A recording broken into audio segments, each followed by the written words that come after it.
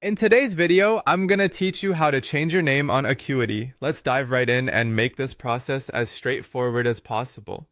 If you've ever needed to update your business name on Acuity scheduling, you're in the right place. Whether you're rebranding, have a typo, or simply want a fresh start, changing your business name can be an easy task if you know where to look. I'm here to guide you through each step, so let's get started. First things first, you'll want to head over to Acuity Scheduling. Go ahead and open up your preferred web browser and type in Acuity Scheduling's website. Once you're there, you'll be greeted by the home page where you'll sign in to access your account. It's essential to ensure you are using the correct credentials to avoid any login issues. Once logged in, your next step is to navigate to the scheduling page. You can usually spot this option quite readily on the dashboard. It's the hub of all scheduling settings, so expect to find many relevant features here. Clicking here will redirect you to a dedicated section where you can manage your calendar and other related preferences. Now you'll want to focus on accessing the settings tab. This tab will house the customizations you'll need to alter your business name. Look for the settings option and click on it. You're now one step closer to updating your name. With the settings page open, find your way over to business name. This area is often located under the customization section, specifically designated for managing basic identification, details, and configurations. Choose this option and you'll see where your current business name is listed. It's the part that's visible to your clients, so accuracy is key. Here's the exciting part. It's time to enter your desired new name. In the field provided, go ahead and type in what you'd like your new business name to be.